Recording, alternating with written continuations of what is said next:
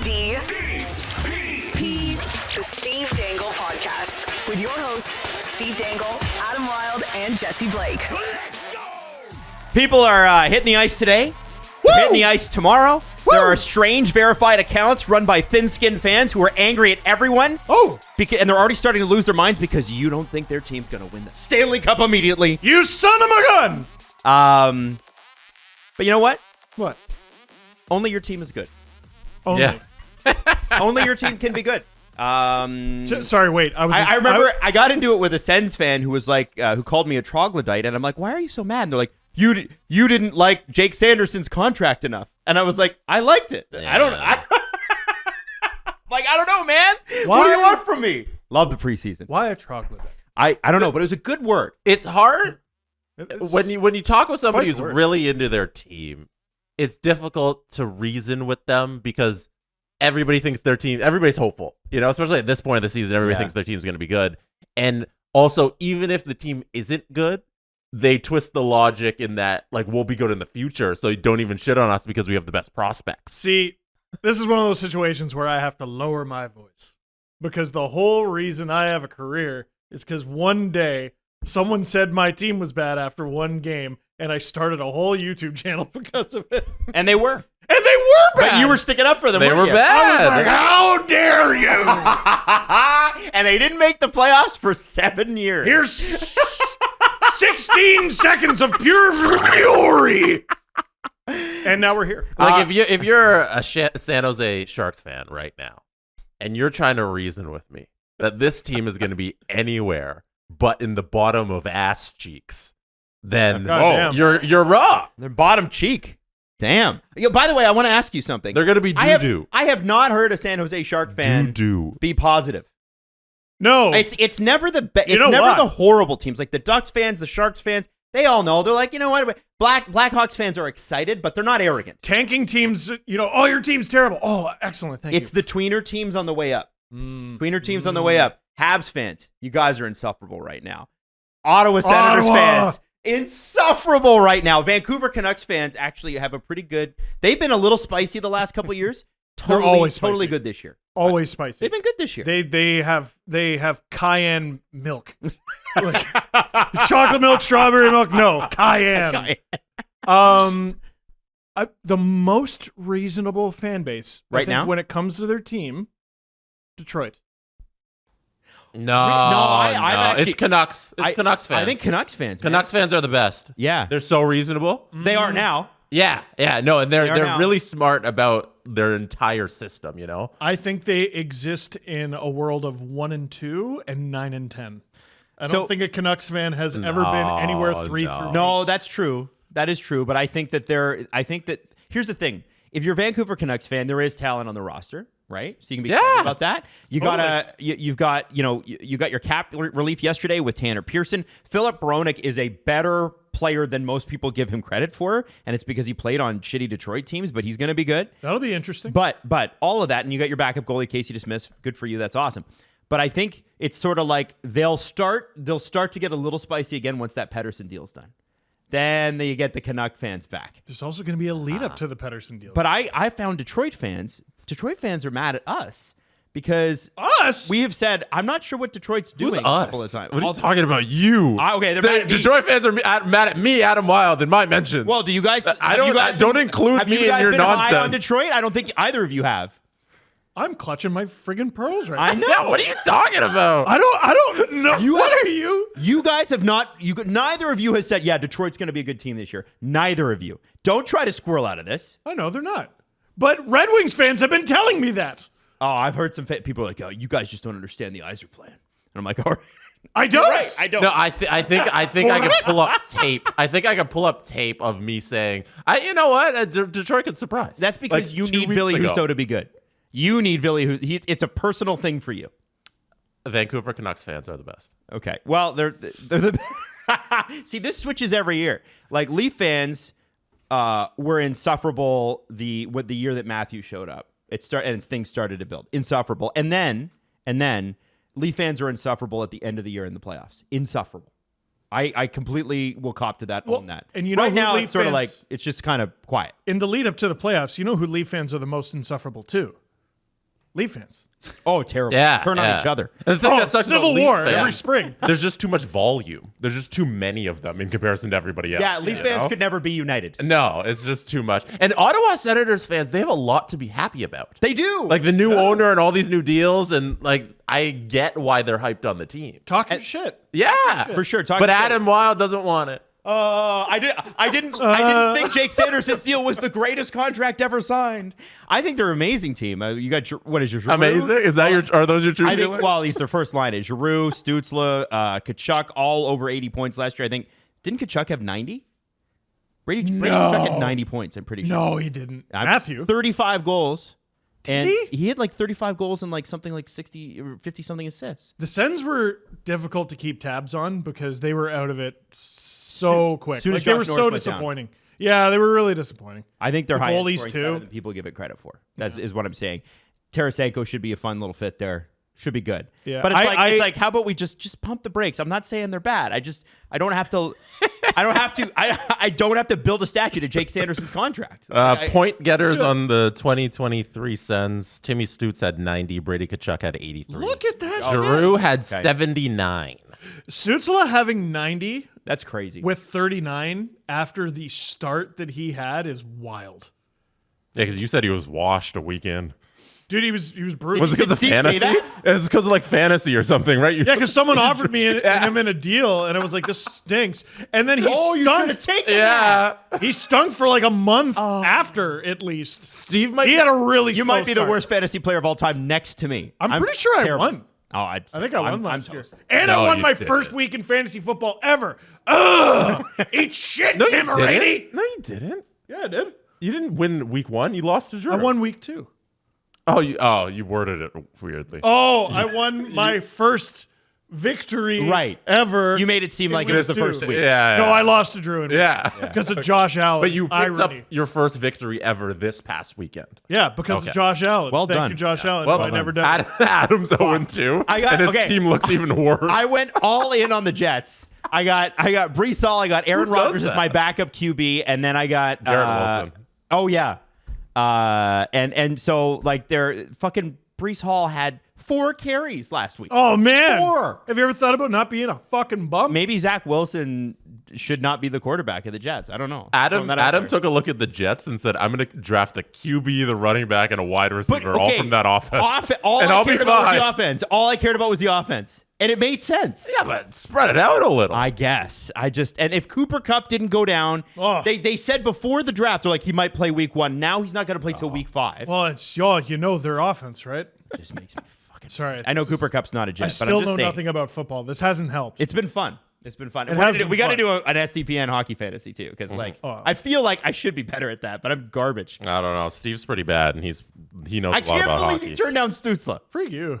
I can't remember the deal. I'll go back and look. Okay, I want to know. There's go no back. way I you wanna won the league last year. You would have bragged about it. I'm pretty sure I did. I won or made it to the final. I was in the final too. Is this the didn't league win that we're never included in? That's called Dangle Navy, but we're not included. Yes. I'm also going to be in another one you're not invited to with the NHL Network. Oh, With my the team. NHL Network. That's cool. Yeah, my team. I think you should, Steve.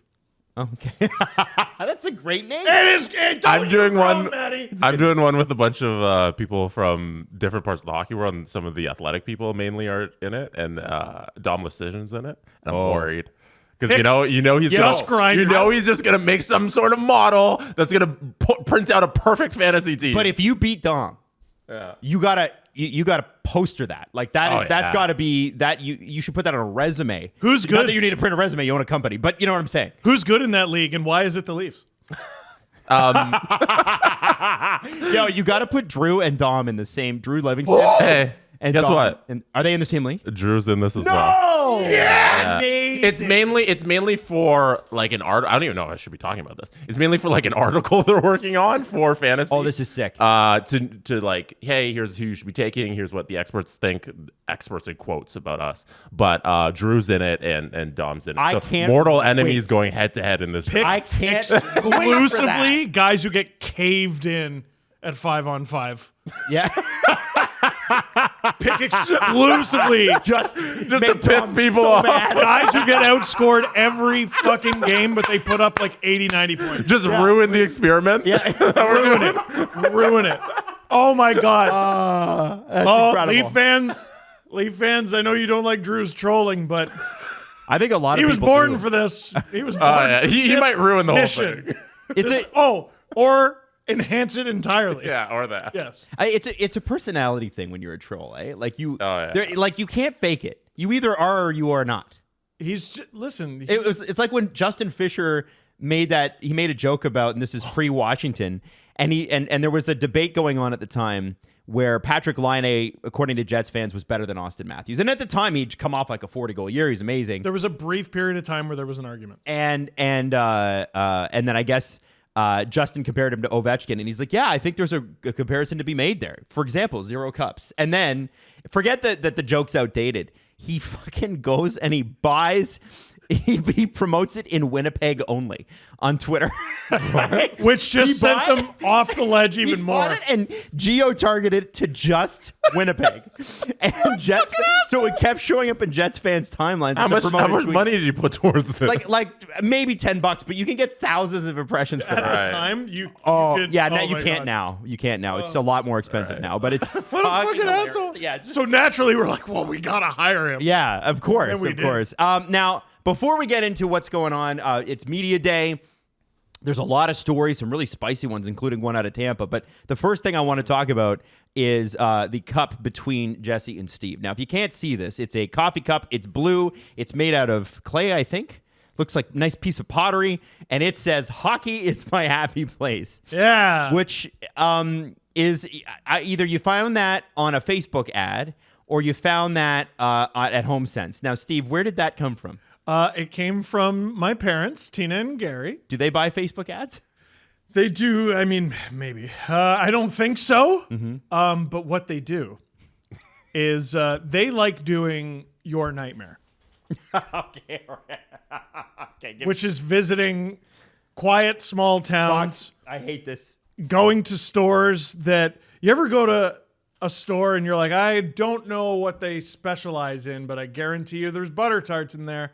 And that's basically Port Perry in a nutshell. Yeah. And they love Port Perry. And they will go there, and every now and then I will get I have another mug at home that says either you like hockey or you are wrong. I was born in November, and I am a podcaster. Does my Leafs offend you? Skulls. It's those bots that make Yes. the clothing that geo-targets you based on what's on your public Facebook They're profile. not bots. They're mom and pop shops in Port Perry. Yeah, who are selling up. By the way, a couple of years ago, I went to Watkins Glen, New York, for the vintage car race. I tried to go last year, but the car blew up. Did you get butter tarts? I did not get butter tarts, but Why not? the amount of guys in their 50s wearing the Facebook T-shirts was crazy. Like, if you want to take these guns, you're gonna have to catch these hands and like shit like that. I don't know if that one was my one. That was- God. Oh, it absolutely No, it was a lot. because it has like absolutely the is. skulls and then has like a wisps on it and whatever. And you're like, whatever. If you're pro gun, you're anti gun, whatever. But I'm just like, it's just you. I know you bought that on Facebook. Because that's me. Yeah. The skull is me. I'm an the skull. Aries, and you're gonna just have to deal with it. But I love these mugs. It's Yeah. just I have so many. Well, so there's a classification for the stuff that your parents buy. My mom does this too, which is weird because my mom's like a minimalist, just like me. Like I drop shit. Like I'm like, I just keep donating it. Donate. It's called kitschy shit. Kitschy shit. And Love some kitschy shit. see, I can't stand kitschy shit. Look. I mean, the Blue Room is to me a bunch of kitschy shit. What? I know. That's what Adam. That's how Adam I look walks at that. into the Blue Room once every 6 months with this little. He walks in like Il nome di Padre, and he's like trying to he's throwing down holy water to make sure that he doesn't burst into flames or whatever.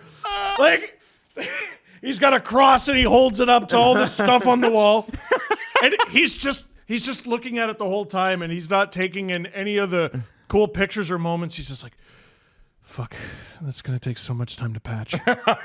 That's exactly how I think of it. Oh my God, he's That's going to have to exactly what I fill think. every one of those holes. Do you have? See, I don't have. I'm one of those people. I don't have any pictures of my family up in my home. You have nothing on your walls. Nothing. No. Like it that way. They're No. nice and white. They No, just you sit there have- and they're blank. You do have one photo of a cello that's bigger than this television that you brought into the office and did nothing with. Nobody wants it. Jesse won't let me put it up. It's a nice. Put up the cello. You're literally just trying to pawn something off on It's a us. nice cello picture. Why can't the cello go up in the basement where there's nothing? It makes no sense. No, what? It's beautiful. There's We a play beautiful picture of a podcast lighthouse. Yeah, we didn't put that there. Oh, so it only counts if we put it there. music. No, that We gotta take that down. that picture of Something else. the lighthouse is from IKEA. Yeah, we gotta take it down. That's an IKEA lighthouse. And Everybody they- knows the picture I'm talking. I don't know if you've noticed this, but they do very well. IKEA. Maddie, can It's you put a this- well-known brand. Can you put this T-shirt up? Why? Maddie's not down. Talking about? Never underestimate a mother who listens to Iron Maiden and was born in. I just want to throw an example of the T-shirts we're talking about for the audience at home. Never underestimate a mother who listens to Iron Maiden and was born in August. This is from a tweet from 2018 who said, my mom really bought one of those weirdly specific targeted ad shirts from Facebook. Now listen, Iron Maiden, incredible band. One of the best live bands I've ever seen. They were amazing. Cheryl. But being born in August is not special, okay? Cheryl. I don't expect much from her. Wait. When was she born and what does she listen to? I wouldn't underestimate her now. Oh, shit. Give that woman a promotion. Yeah. Right this way, Cheryl. Be sure to bring your shirts. All right. So I never make that mistake again. well, Maddie, favorite band right now or favorite artist?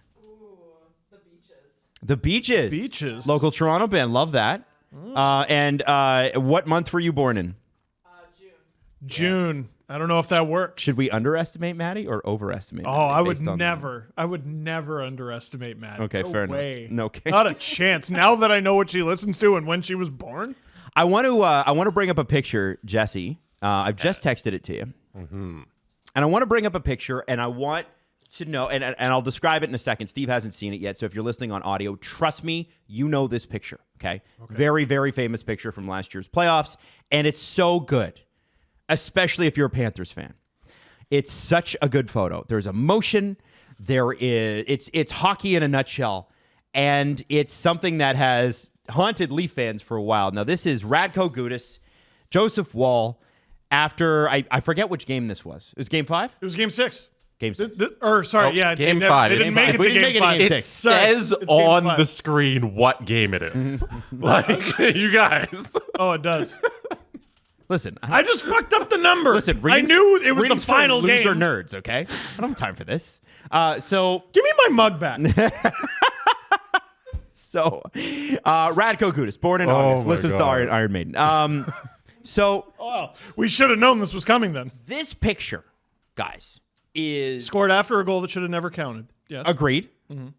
This picture, why should it not have counted? Go ahead, tell us, Steve. 'Cause, tell us why. What this is where we become insufferable. Let's go. I can't remember who the player was, but Callie Yarncroke was like interfered with the entire fucking time and not able to properly defend because he was interfered with. Doesn't matter. time. Get good. It's the playoffs. Yeah, get It was like holding and interference all at once. L who let bro cook. So, Shut the fuck up.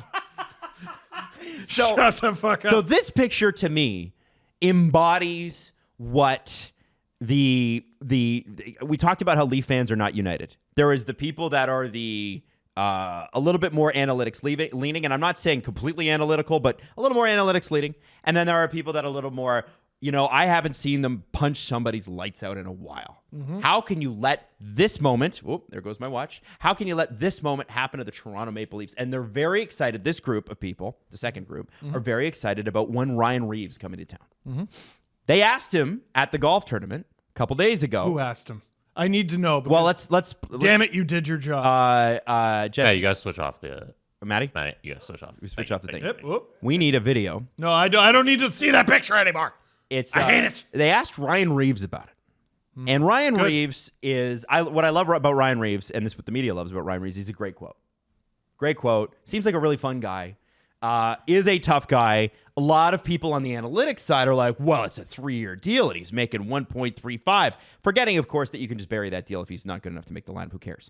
But beyond that, he's supposed to bring a little more swagger to the team. So let's have a look at what Ryan Reaves says. Speaking of the grit aspect, I don't know if you saw that picture at the end of last year. Radko Gudas standing over Joseph Wall and yelling in his face, not to point out that particular incident, but less of that, I'm sure, is what you want to bring to... Oh, I hope he tries that. Yeah, that would be interesting, wouldn't it? Yeah, it'd be fun. I doubt there's going to be any of that here. Now, whatever end of the spectrum you're on, does that fire you the fuck up? It does. There were a couple... Irrationally? I saw such a wet blanket response that was like, what was he going to do? It was the final goal of the series. Was he going to start a fight during the... Shut up! You know what he meant! You know what he meant! That's a good response. It is a good response, and it's perfectly valid. It's taking the quote a little too literal. It's taking it way too literally. Oh my God. They just took a giant bucket of water and threw it all over that fire. Wow. But still, You know what he meant! Let us have a moment! Whatever happened to feelings? Like... But didn't I say it the day they signed him? what did you say? I think it was the day that they signed him. I go, wherever Gudas signs, I hope he fights him. If the Leafs are comfortably in a playoff position the first time they play the Ducks, I don't even remember when that is or know when that is. Mm-hmm. I don't even really give a shit if they win that game. I'm going to be totally honest. I don't put much value in the rivalry between the Toronto Maple Leafs and the Anaheim Ducks. They should be able to beat them without putting in a full effort. Sure. Yeah. And they didn't last year in their first meeting. The second meeting, the Leafs beat them so bad it was depressing. Kind of sums up this Ducks season last year, honestly. Sheldon Keefe should see Radko Gudas on the ice. I don't care that he's not on the same team. That doesn't matter. That doesn't matter. It's about the message. Send Ryan Reaves over the boards, and Ryan Reaves' job is to look at Radko and go, about that time. You don't... And it'll What do you say to the people incredible. who say Ryan Reaves lost a good chunk of the fights he was in last year? Who the fuck said that? And Yeah, why are they... There are people that are out there saying, "Oh, he lost some fight. He lost a lot of fights last year." There are people out there who say Brent Gretzky was better than Wayne. Like there are people who would be willing to say anything. Okay, That's very fair. The answer to your question is Wednesday, January 3rd.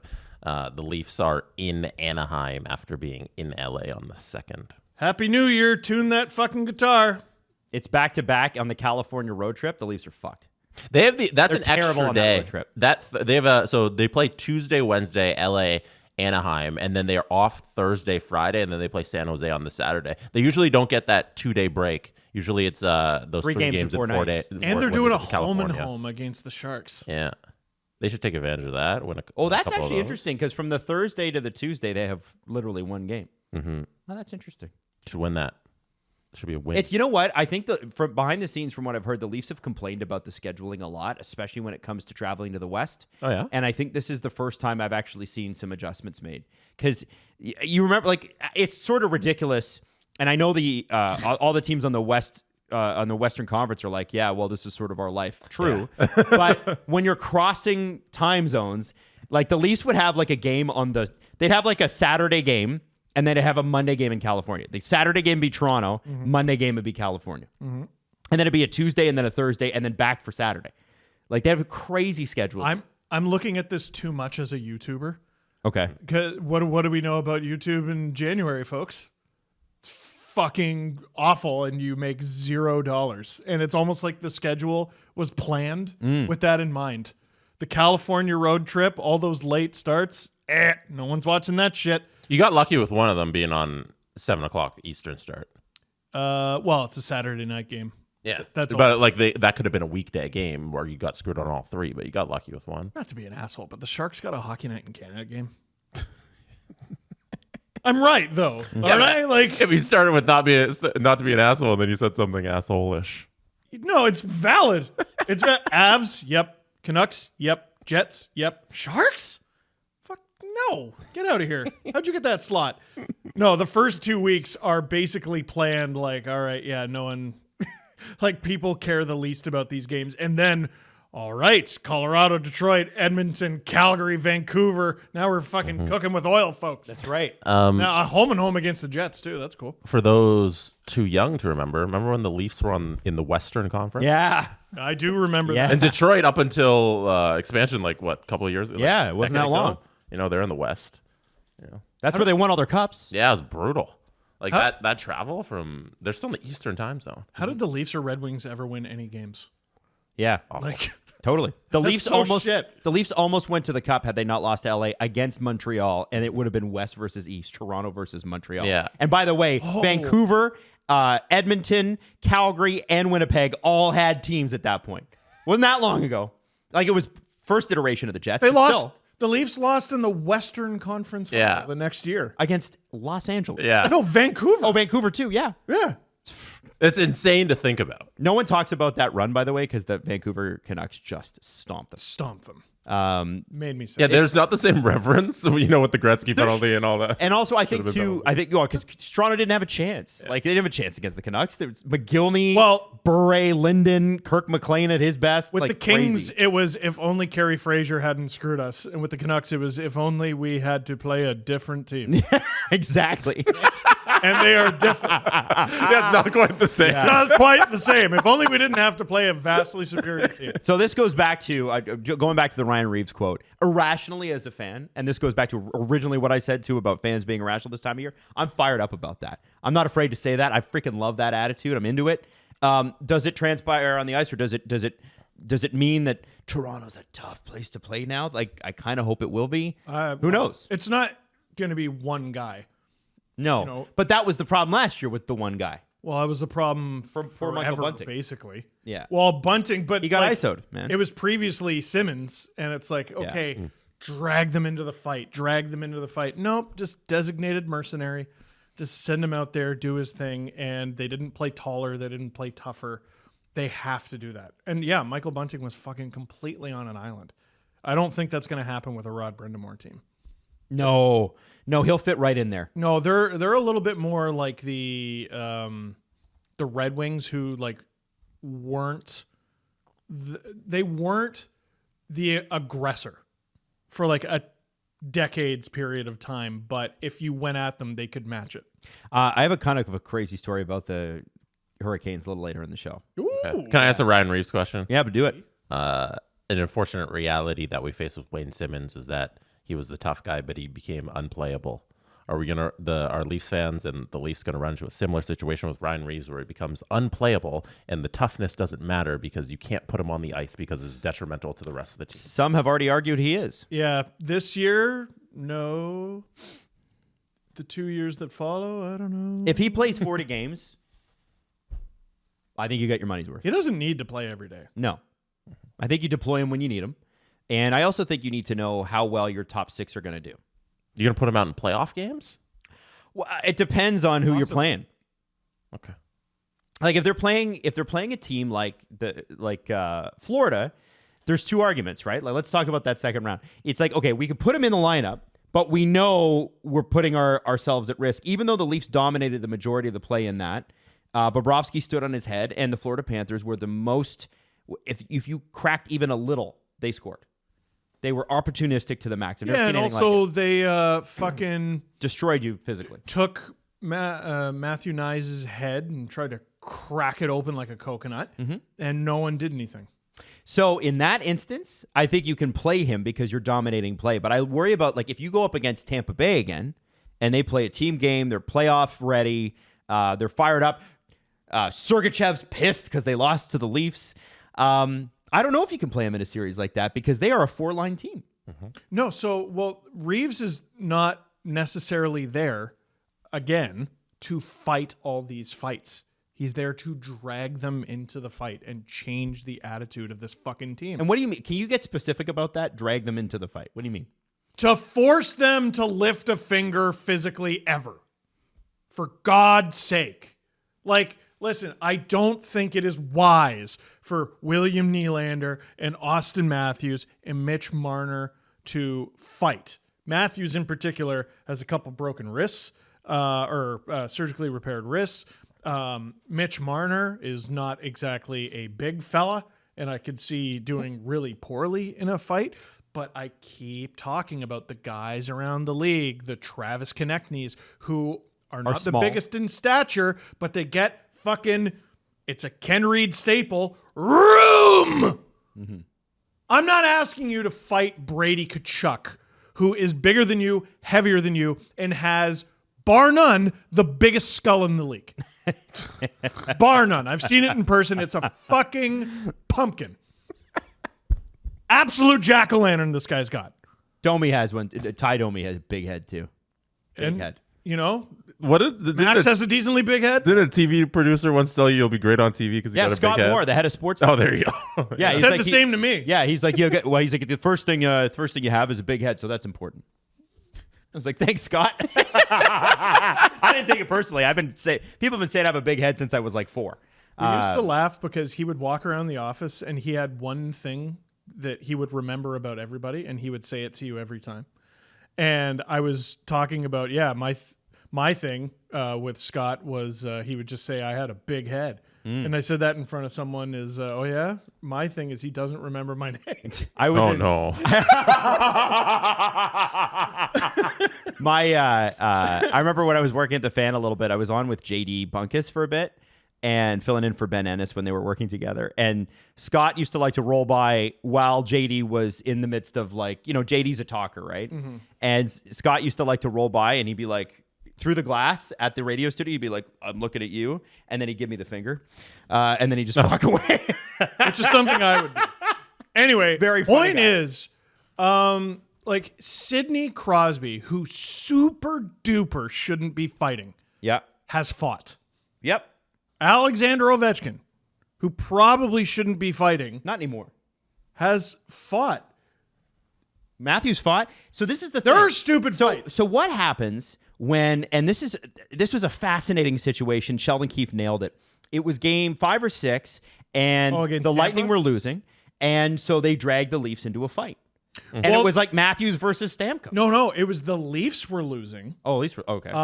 and were trying to tie the game. And so Stamkos, while speaking to the ref, is punching Matthews in the face, trying to get him off the ice for 5 minutes so they can't score. so they don't have one of the best goal scorers in the league on the ice, and they at least fucking tied it anyway and beat you. Fucking eat shit.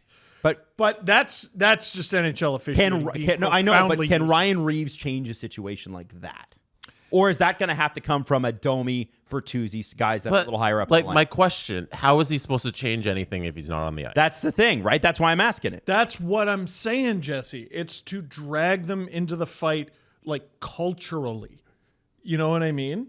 And listen, you can lead a horse to water, you can't make him drink. William Nylander, and a lot of old heads are going to laugh at this, William Nylander is capable of beating the shit out of you.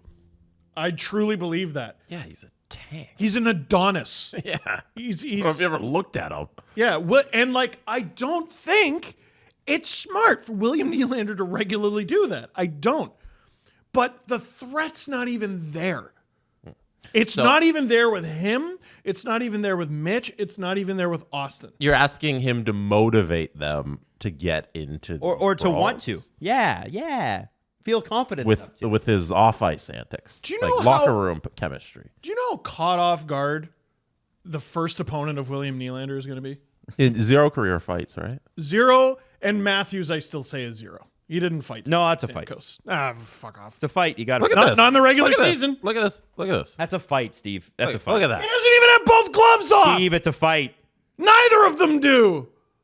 For anybody listening, it's the picture of Matthews and Stamkos tussling. Stamkos from doesn't off have playoffs. either glove. It's so fucking ridiculous that Matthews even went to the box. The caption of the photo is Matthews' first NHL fight. It's a fight. Fart.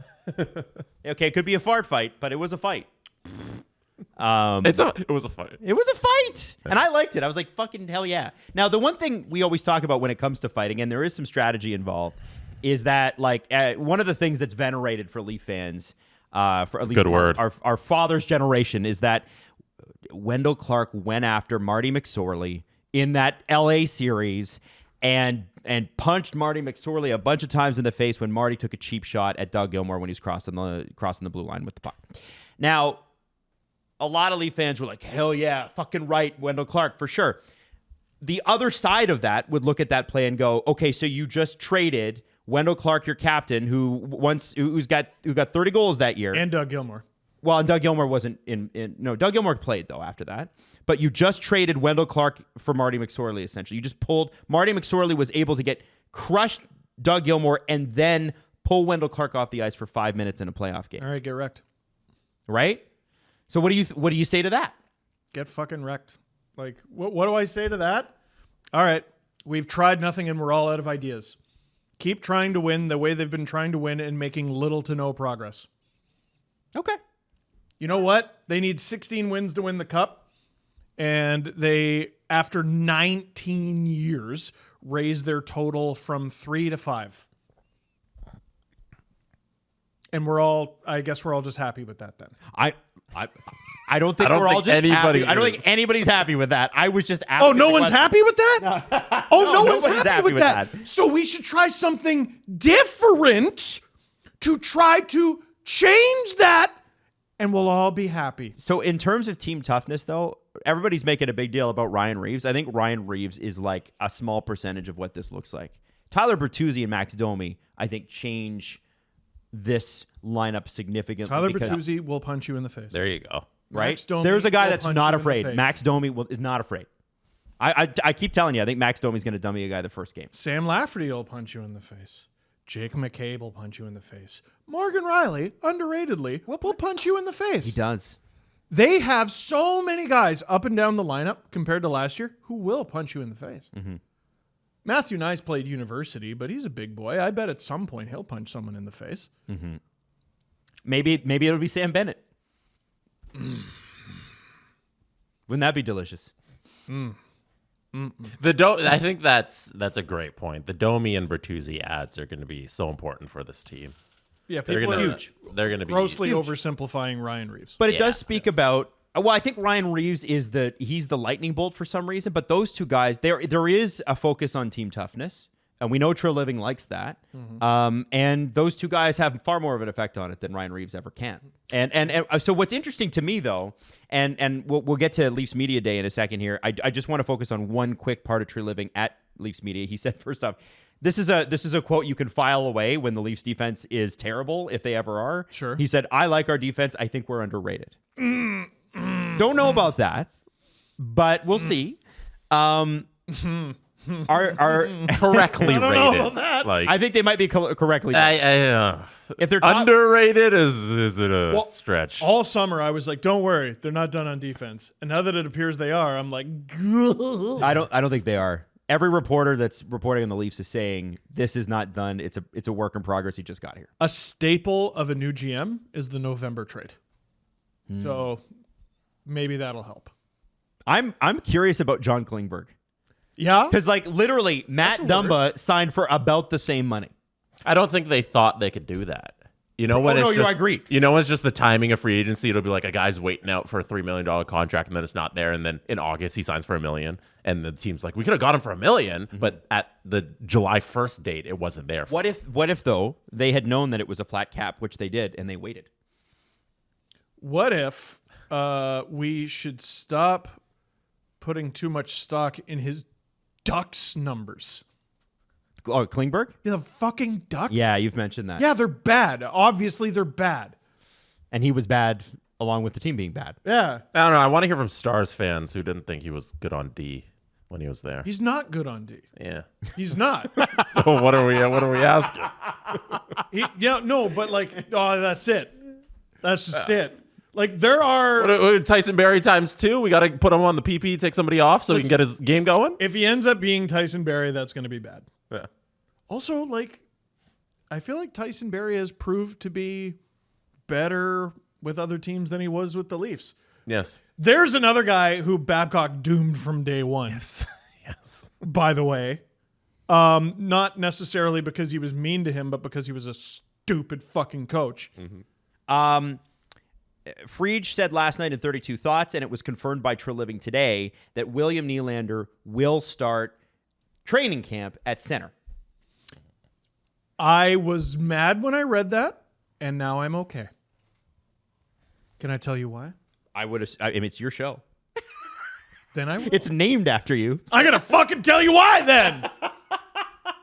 Gosh darn it. Uh-huh. After saying fuck. Listen, they have tried William Nylander at center, and it has been shitty and failed every time. You know what they have never tried, ever, not once? William Nylander at center starting in training camp. I'm here to tell you, I don't think this will work, but if it is going to work, it's going to work this way. I'd much rather the team go into training camp with Nylander, who has played center, as a center. I'd rather them do that than randomly trying it for the first, second, or third time this season in an elimination game Against Columbus. against Columbus. That bloody team keeps coming up, don't they? I don't know if it's the greatest idea. I don't know if it's going to work. I don't know how the top six shakes out if Nylander is at center. And by the way, if you've looked at the Leafs and gone, their center depth, I don't know. Well, I guess this was always part of the plan. But if it is going to work, it's going to work this way. Jesse, I know. What's up? Willie's your guy. Yeah. Willie and Billy. So, Willie, what do you think about William Nylander at center? Can it work? It's an odd thing to do at this stage of a player's career. How often do we get somebody in their mid-20s and we're switching positions with them to try something new? Yeah. It makes sense in terms of, hey, we all love having the three-headed monster down the middle. We'll go Matthews and we'll go Tavares and we'll go Willie. But wasn't that what Ryan O'Reilly was for? And they didn't really like it in the end, and they went in a different direction. Well, they liked it. They liked it temporarily. Yeah. Here's what I think happened. If I can, I don't think he's the third line center. I think he's on Tavares' line. I think they looked at Tavares' foot speed in the playoffs last year and said, we got to try Willie at center. Not because Tavares is ineffective, not because he won't take faceoffs, but because in the 200-foot game, Tavares' foot speed, which has never been great, there is a step loss there. And I think anybody that's watching the game, you can see that. Well, and it forces... So Jesse, does that change your opinion? Sorry, just I don't know. When was the last time we saw... I want to see it. We've seen it, but now we have to see it again so we can prove to ourselves that William Nylander can play 200 feet. Yeah, but we've never seen it like that. We might have seen it once in like 2015, like when he was a rookie and they were doing. They gave him like the 69 jersey. Yeah. What number was he wearing? Like 62. 62. Yeah. Nylander's worn like 4 numbers with the Leafs. Crazy. 39, But where's 62. I just want to know where the evidence is that this is like warranted. You know, has William Nylander been so spectacular as a two-way forward that we need to try this out? The answer is no. No, which is why So where's the idea coming from? you try because he was drafted as a center. Like a lot of wingers, like in the NHL, are drafted as center. Yeah, everybody's a center when they're a kid if you're the best player. Pretty much. But you try these silly little experiments now. Oh yeah, I don't hate it if you can do whatever you want in training camp. You play Matthews on D. Yeah, You know, exactly. like who cares? How I guess many goals that do you think he'd score? 1 billion. So I guess that should be the opinion on it. It's training camp, so it doesn't matter. Yeah. Now I How many guess. weeks into training camp do the Leafs decide that they got to make a trade for a centerman in the next year?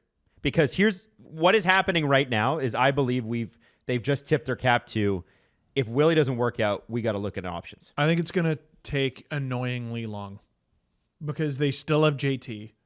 They have Max Domi who can do it.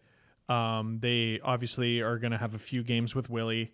Sam Lafferty's going to play a few games at center, and I know a few you just fucking gasp because one of these things is not like the other. It's going to take an annoying amount of time. But none of it matters because it's training camp, so we're all good. Yeah. Okay. It might work. Good. If it is ever going to work, it's going to work this way. And can we finally slam the book shut, put it in fucking concrete, and bury it deep under the earth? One way or the other. If I this thought doesn't we were work- there already. Me too, but That's the good thing. Lord, it's got to be done. I kind of It's like that got to they're be done trying after it, this though. if it doesn't work. I like this. I like that they're trying it because it's a new set of eyes.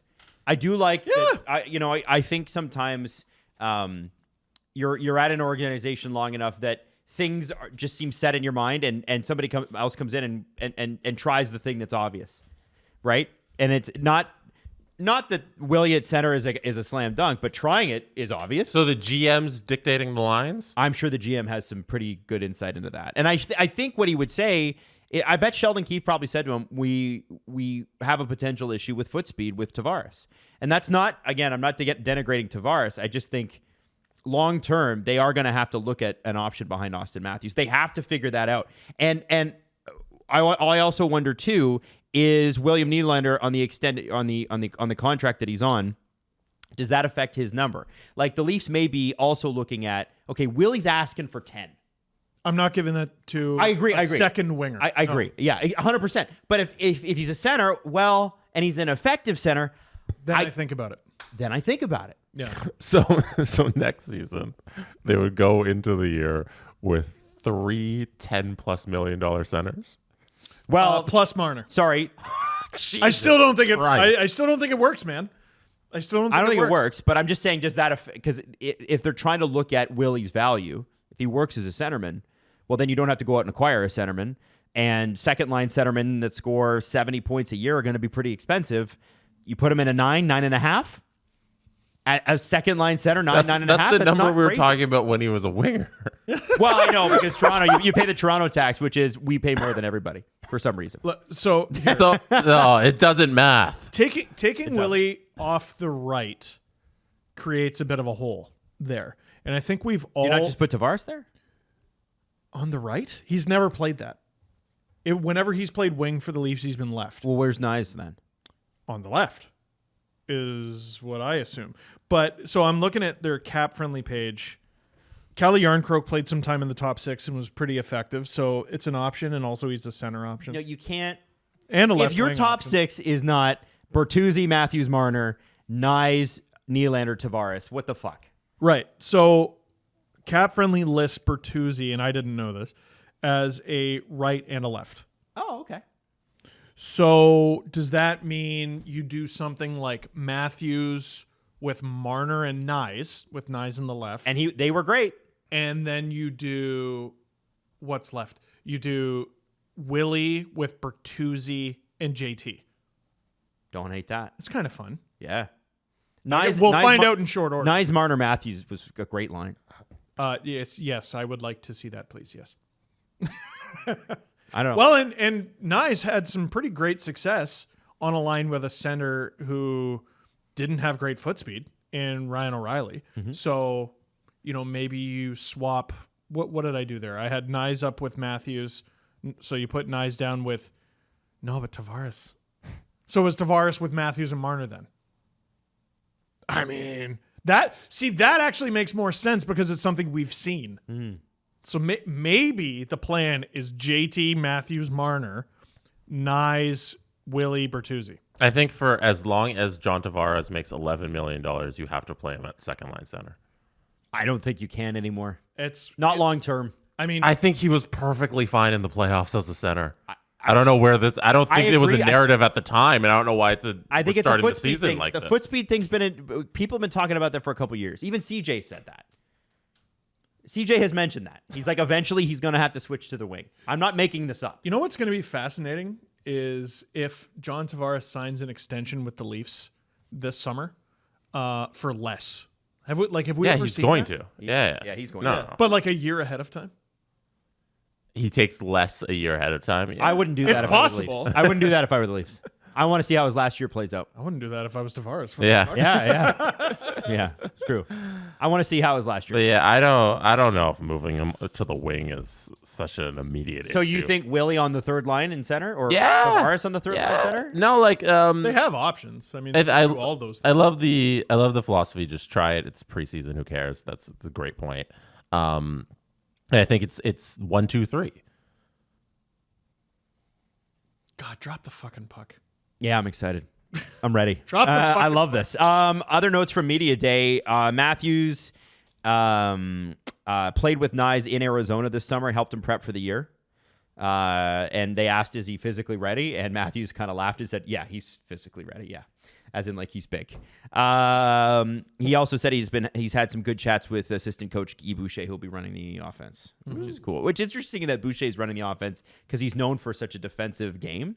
So I'm wondering how that's going to affect, like, every Guy Boucher team plays a very strong defensive team game. I wonder if that's why they brought him in. The Leafs are already good at offense. Guy Boucher behind the Leafs bench, Babcock out of the league. How about that? It's funny what a few years changed. I don't know if people know this, and I heard this, and I hope I'm not going to name the person that told me this, but I'm pretty sure it's out there. Okay, there's somebody you can trust. When Babcock called Shanahan and said, okay, I'm ready to come to the Leafs, because it was going to be Buffalo. Well, it was going to be Guy Boucher behind the Leafs bench. Hold on. Oh, fuck. Do you think that the story that I'm about to relay wouldn't have said that? I'm embarrassed. Here's how close it was. When Babcock, evidently, this is third-hand news, so when Babcock called Brendan Shanahan and said, okay, I want to come to Toronto, Shanahan was evidently at lunch with Guy Boucher. That I did not know. That's a great story, man. Why is I'm glad no one interrupted it. Why is Guy Boucher relevant to the story? Well, because Guy Boucher was going to be the coach of the league. Oh, I wish somebody had interjected to mention that. Give me back my mug. Tavares. Mine. It's mine now. Tavares also spoke to the media. He said he thinks the Leafs can win and always has. Believe that. He emphasized that they asked, like, what were your emphasis this summer? And I guess Sheldon Keefe said, just work on your strengths. Whatever you're good at, keep working at it. So and Tavares is a training maniac. So, he's going to be tipping a lot of goals in. He has a kombucha keg in his house, and that is not a joke. CJ asked him about the GM changes, and I thought his answer was actually quite insightful because he acknowledged, he said it was a little difficult. He said mostly because Kyle was here for a long time and had a tremendous impact on me and bringing me here. He was the biggest factor in me coming to Toronto. And that doesn't mean that he said the communication's been great with Treliving, but he said he acknowledged that. And I think for Tavares to acknowledge anything, he's usually the most boring quote at any press conference. Yeah. I thought that was interesting. I mean, clearly Kyle Dubas had a huge effect on some of these guys. Yeah, Kyle offered him $77 million, obviously. Crazy. Weird how that happens. Weird. Now, over at Tampa Bay Lightning camp. Before we move off of Leafs camp, Steve, some of the people down at Leafs Guy Boucher was going to be the coach of the Leafs. It started super early. I think it's typical. It starts at like 5, 6 in the morning. It starts stupid fucking early. I believe. The players start doing interviews at like 8. Yeah. So you had a story last year about getting there super early because you were there last year doing the interviews. I don't know if it was last year. I think it was the year before, actually. No, I got there. I just happened to get there, and this is very rare for me, Jesse. I got there like 45 minutes, half an hour early. Mm-hmm. Was Guy Boucher early for lunch with Shanahan? I hope so. He wanted the job, didn't he? Maybe that's why he didn't get it. If you don't show up 5 minutes early, you're late. He showed up right on time. That's an Alan Walsh thing. He says, but it's 15 minutes early. If you're not there 15 minutes early. You're No, they taught us that at Ryerson. He would hate Oh, yeah? me. Yeah. Oh, that's why I didn't do so good. No, me neither. I did worse. Anyways, I want you to tell the story about you showing up early at Leafs media day. So I showed up early by fluke. The players, I think, were supposed to start coming into our room to do interviews at 9. And at like 8:30, they're just like, all right, here's Wayne Simmons. And we're like, what? And then like waiting outside the door as he was wrapping up, they're like, all right, here's Jack Campbell. And then, all right, here's John Tavares. And we were sitting there and everything went perfectly well, but we all just sort of looked at each other like, if I wasn't here, we would have missed the team tough guy, the starting goalie, and the team captain. They were all there 40 minutes before they should have been and were ready to go. Yeah, and like there's a really good chance. Like we probably just wouldn't have gotten those players. Yeah. And we were also guaranteed to not get Mitch and not get Austin because Sportsnet had already gotten them at the NHL media tour. You only get one or the other. Right. Yeah. So, well, what do you need me twice for, right? I guess it's valid. So, yeah, show up early on NHL Media Day or any team's Media Day. I know producer Nick, who also works at Sportsnet, was down there like 5-6 this morning. You got to set up. Yeah. And it takes forever. Oh man, lighting a set is the worst. Yeah. You're the first one there. You're the last one to leave. It sucks. Nick works hard, man. Yes, he works he really does. hard. Hey, Steve. Hey, You're looking freshly shaven, I know. freshly haircut. Thanks, bro. How about down there? What? How about, can you show me? Why don't I show you my phone? It's a good idea. It's Fresh Ball Fall. And you need to get to manscaped.com and use that promo code DANGLE, DANGLE, for anybody pronouncing in another language, it's Dangile. It's back to Steve's Italian roots. 20% off and free shipping, manscaped.com. They have everything from the lawnmower, which obvious, you want to be clean down there. That's what you're doing. But they also have trimmers for your beard, right, Jesse? Yes, because I'm the only one here that can grow one properly. Hey, valid point. It's all part of the Performance Package 4.0. Bring in the fall right and get 20% off and free shipping with the code DANGLE at manscaped.com. That's 20% off and free shipping at manscaped.com. Use the promo code DANGLE as the leaves fall. Make sure you have it all with Manscaped. You know what Dangile is Italian for? What is it? Balls! Jesse, the video I sent you, now we have the quotes from Steven Stamkos, and this is about him being upset about a lack of extension talk, which I think is spicy enough. But I could have read the quotes, but I think it's better to hear him say it because I actually think it hits harder. He's much softer spoken than we are. But when Steven Stamkos says anything, people listen because he's Steven Stamkos. Cup winner, gold medal winner, almost Leaf, maybe future Leaf. Here we go. Yeah, no, to be honest, I've been disappointed in the lack of talk in that regard. So it was something that I expressed at the end of last year that I wanted to get something done before training camp started. There haven't been any conversations, so. Are you willing to talk during the season or wait till after the season? I'm ready whenever, so I guess that was the captain. something that I didn't see coming, but it is what it is. That's a shot across the bow at Julien Brisebois. And I think it also it's worth noting that Brandon Hagel signed a massive extension this summer. Dude, everyone on the Lightning has a massive extension. But this summer specifically. Yeah. Right? Dude, They didn't get a phone call? Not A phone call? Not to make this about the Leafs, but the audio for this episode would be terrible if a Leaf said that because there would be nothing but fucking ambulances and fire trucks and police outside of this building and down every street in the entire province probably. It would be burning down. Dude, it's very significant that the captain of your team is showing up to camp this upset.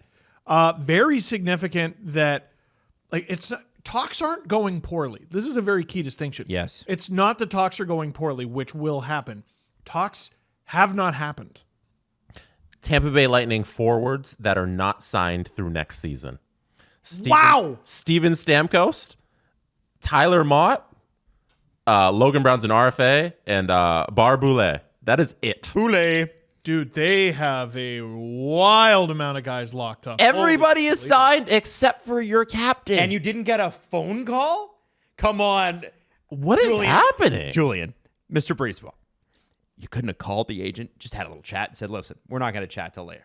And It's so important that this is the first thing he said when he arrived at the facility. He's pissed. He should be. As mad he was on the camera, you can count on him being 2 or 3 times as mad off camera. That's how as mad he's been. That is how as mad.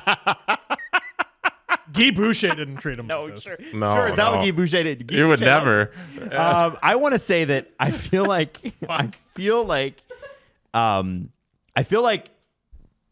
I understand. First off, Julien Brisebois has given out really good contracts. Mm-hmm. He's known as a really good negotiator. Yes. Known as a guy who's tough on contracts. But when the contracts do get done, they usually are pretty good value. I think that Hagel deal is going to be amazing. Cirelli, I think, starts his extension this year. Yeah, Cirelli.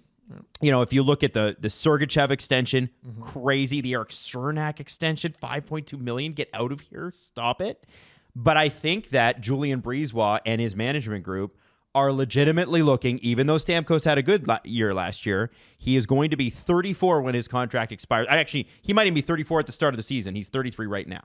So this year he might turn 34, which means this contract will start when he's his 35-year season. His birthday's February. How much longer? His birthday's February. How much longer do you want to go if you're Julien Brisebois? It's a relevant question for him. Stamkos full no move. Like, I'm sorry. He already has a no move. What are you? Well, no, I'm saying he has a full move. So what am I to take from this other than if Brisebois could have traded him by now, he would have. Do you jump to that? I don't jump to that. Why not? He's this pissed in camp, and like Stamkos, I think this is a negotiation ploy. This is him going, "You're not making 8.5 next year. We're already too close to the cap." This is a horrible way to start. Yeah, he doesn't even talk to him. I It's think a horrible way for the organization to start their season. And now it's the Tampa Bay Lightning. Right. You know, like I'm sure I have a hard time. They'll win and figure it out. Yeah, like I have a hard time. Like if there's any team you give a pass to and go, they might know what they're doing, it's them. But this is a really, really terrible way to start camp. You know, maybe they're using it as motivation for Stamkos, but He doesn't need that. He had a good year. if your captain's pissed, I'm sorry. There's no way that doesn't affect your locker room. I agree. And I think that it's the first thing he says to reporters. That's how you're kicking off camp. You guys are absolutely right. That's not a good way to start. This is a player who had, I'm just looking at his points last year, 84 points. He's probably the best player in Lightning history. Probably. Yeah. Only Him and Marty St. Louis, maybe? him and Marty St. Louis. Kucherov's going to be up there eventually. Yeah. But like in terms of past players, like St. Louis or LeCavalier, St. Louis and LeCavalier are the only guys even in the conversation. And I mean, look at the resume, man. The crazy thing about Stamkos is his career average save percentage is hovering somewhere between Save What? percentage? save percentage, shooting percentage, Oh. somewhere in between 17 and 18%, depending on the year. Last year was 14.2. So if you think that he'll Wow. regress to the mean, which by the way, he had 34 goals last year, he would probably go up. And he 21-22 had 42 goals and 64 assists. So And that was after he was washed. well, that was my point. That he looked pretty No, bad. dude, it looked like it was heading in that direction. And then But it's Steven Stamkos. but what happened? Scoring went up league wide. And I also learned my lesson. Don't doubt Steven Stamkos. But scoring went up league wide, and players like him across the league who have their warts but have their elite abilities got new life breathed into their career. I haven't looked at his advanced stats, so I don't know this. But guys, does it matter to you that in 21-22, this stat sucks, but we're going to use it anyway? 21-22? Yeah. So 2 seasons ago, when he had 106 points, he was plus 24. Last season, he was minus 5. Does that matter? Does that seem now, I'm sure there's some advanced stats we could look at that are far better than that, but I don't have them on hand. Do they feel like maybe they're looking at the potential down curve of Stamkos' career and they're trying to figure out how the hell do we keep him here? Because I mean, you have to. You obviously have to. Who is his agent? Brisson, I think. It's Pat Brisson? Yeah, I think you said that. I think. Yeah, I think that's the whole sticking point here is, hey, this is a guy who wants probably his last contract. Sorry, it's Newport Don Meehan. Sorry. Oh, Don Meehan, there you go. Steven Stamkos is probably looking for his final contract here, and Julien Brisebois probably doesn't want to give it to him because he's going to be old going into his old age, into his next couple of years, and he's always trying to win the Stanley Cup. And the smart thing to do would probably be not to lock up Steven Stamkos to this long-term deal. But that is your captain. This is the guy who's been here his entire career. He's given you everything. What do you do? Because what I'm wondering, and again, not to make it about the Leafs, but what happened with them and Jack Campbell is the Leafs offered Campbell an extension that Campbell's camp found so insulting that they came back with something that was completely unreasonable on the other end. And they just never spoke again, basically. I wonder, like, the only reason to not even speak to Stamkos is to, Do you know what Jack Campbell's number was when he was tearing it up? he wanted like over 6, and the Leafs offered him like 2.5. It was 7 million. 7. That's crazy. In that November, though, he was looking like the best goalie in the world. and then stunk the rest of the way. Lots of players look like the best player in the world in November. Right. You know, Just throwing that out there. But like, I wonder if Stamkos' agent said to Brisebois, if we're going to have this discussion, here's the number. Mm-hmm. And Brisebois hated the number so much, he's like, yeah, I'm not even going to bother. It sounds like there were no talks at all. Well, because I can't wrap my head around that. Can you play the clip again one more time, Jesse? It's not a long clip, but I think it's important You know, because that's what it makes it so surprising, Steve. That's why people are reacting to this. Is no conversation? Yeah, like at least know where you're at. No, to be honest, I've been disappointed in the lack of talk in that regard. So it was something that I expressed at the end of last year that I wanted to get something done before training camp started. That's important. There haven't been any conversations. So. There haven't been any conversations. Now, that doesn't mean literally zero, but I think No, I think it that's- means literally zero. could. Why I would mean, he say there haven't been? If he wanted to change that, change any to many. There haven't been many conversations. It's different. Well, if I go, here's my number, and you go, here's my number, is that a conversation? Yes. I mean, yeah, but barely. But it's a conversation. The whole point of the clip is the team didn't discuss with him a contract extension over the summer. At all. And it was the captain's wishes, though, to have this done before camp. Yeah. And then first day of camp, he shows up and he says he's disappointed. And he's not even mad. He's disappointed. Yeah. Remember when your parents said that to you? How Oh. painful that was? Oh. Like, this is a dude who has 2 rings. No player is ever going to wear 91 for the Lightning ever again. He is going to be permanently tied to this organization, and he's this mad day one of camp. If this was the Vegas Golden Knights, Steven Stamkos is a free agent at the end of the year, or he's traded at the deadline. Maybe it is the Vegas Golden Knights. You know, I think if you're looking at this from They a won. strictly ruthless, we don't care about the person standpoint, the smart thing might be to do is not lock up a guy who's going to be 34 at the end of the season. Well, and I think that's what they have to be thinking. Yeah. I agree with you completely. You And- can't do this. Well, Yeah, but I think you can't But you do can. this. No, because the chemistry that they've built in Tampa, you might ruin it by doing this to your captain. So it might be from like an on-ice standpoint side where you shouldn't re-sign him at this age, but in terms of just for your organization and the other guys he plays with, you have to sign him. Look at It's the tough. guys they've dropped, though, guys, in the last couple of years that were very popular guys. McDonough, the entire third line, Blake Coleman, Barclay Miller. Goudreau, JT Miller. None of those guys are Steven Stamkos. No, but I'm just How saying, many of those they've jerseys been are going ruthless. the rafters? Now, wait, though. You're right. When the Lightning won their second cup, do you remember what they wrote on the inside of the ring? Last day of school. Last day of school. Oh, I thought it was Guy Boucher might be head coach of the Toronto Maple Leafs. But not quite. No, they wrote. Fuck, I'm never going to live this down. He was Call almost the coach. episode Guy Boucher. No, don't, because nobody, people be like, Guy Boucher. Yeah, It's not what a the story. fuck, yeah. I'm sure my mentions will be lovely. Can you tell that Guy Boucher story? Yeah, please. Oh, fuck. What did they write on the Please inside definitely of the do that. They wrote last day of school on the Ah. side of their Stanley Cup rings. This team, they're not stupid and they're not strangers to the harsh realities of the salary cap and losing guys. Like, I might go as far as to say Stamkos is probably reasonable enough that if you were to tell him, listen, we can't do it after this year, or we can't do it after this year unless you're willing to like really take a discount here.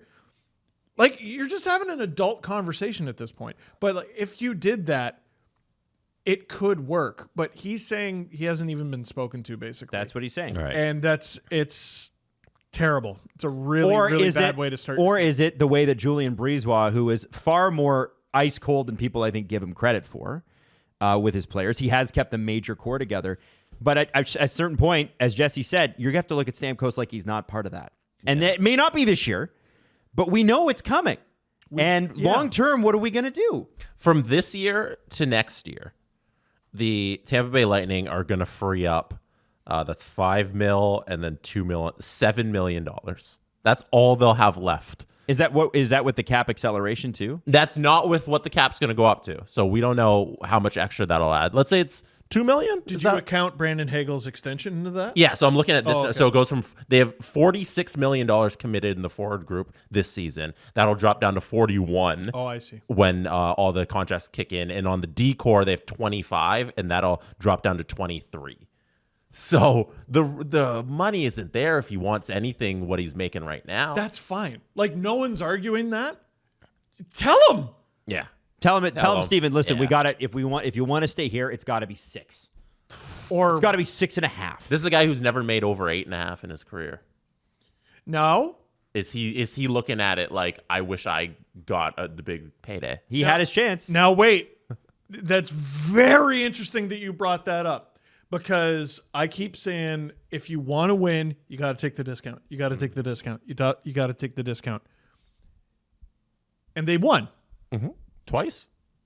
And he stayed in that friggin' bubble in Toronto, and then later Edmonton, played 6 minutes. Scored. Legend. But he was there. He did so much. He stayed for less while a lot of his teammates passed him. Mm-hmm. Vasilevsky, Point, Kucherov. Hedman.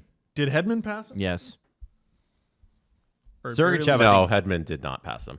Sergachev tied Hedman him. will. So he won. He's got his name on the cup, and I doubt he would trade that for anything. But not everyone gets to be Nathan McKinnon, where you take less, you win, and then you're the highest paid player in the league. There's a very good chance it doesn't come back to you. And not only does it not come back to you monetarily, it doesn't come back to you in the form of the respect of getting a fucking phone call. That's crazy.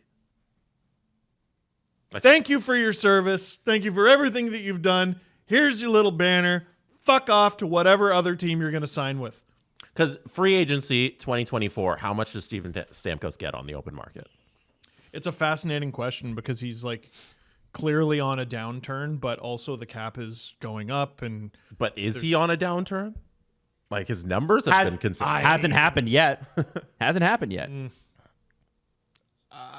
You could argue that it has on the defensive end of things. Like That's why I brought up the plus minus thing. Well, one of the things that we missed on the Matthews conversation, Stamkos took Matthews off the ice because Matthews is a player who could tie the game.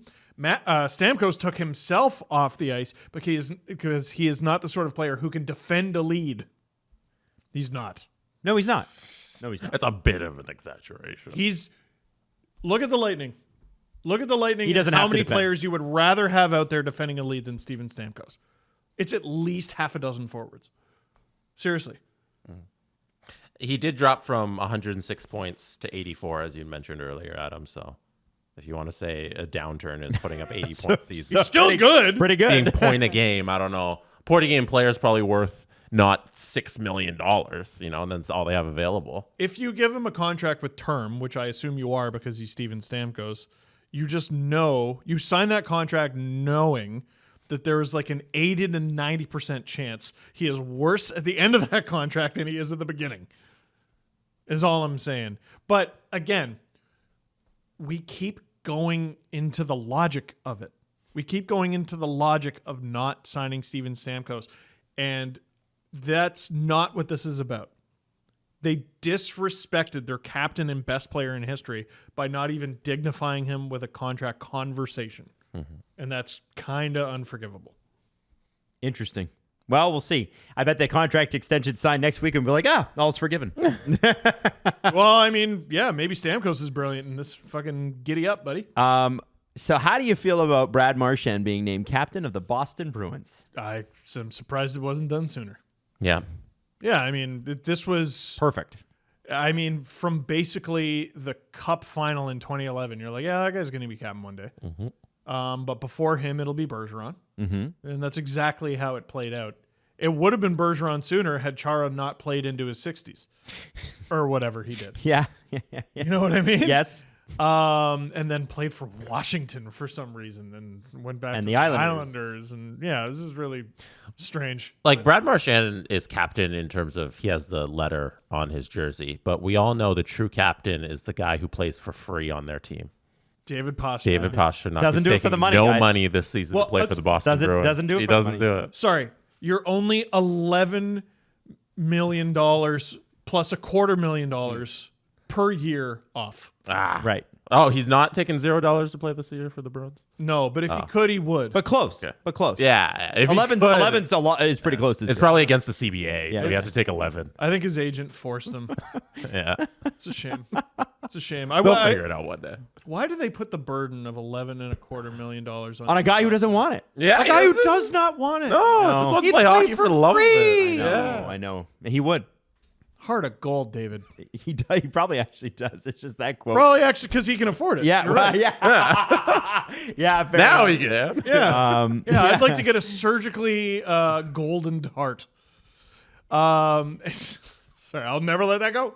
Never let it go. But he's got a funny tape job. No, Brad Marchand is a Boston Bruin through and through. If he ever signed with another team, it'd be incredibly friggin' strange. Same with Bergeron. Same with Chara. It's a weird end of his Even though he was a Sen for a while. Yeah, but no. He's a Bruin. Yeah. It was a Bruin. He played for the Senators. He was a Bruin. You see the difference? I You know get what I it. mean? And yeah, Patrice Bergeron, thank goodness he stayed his whole career as a Bruin. It would have been weird.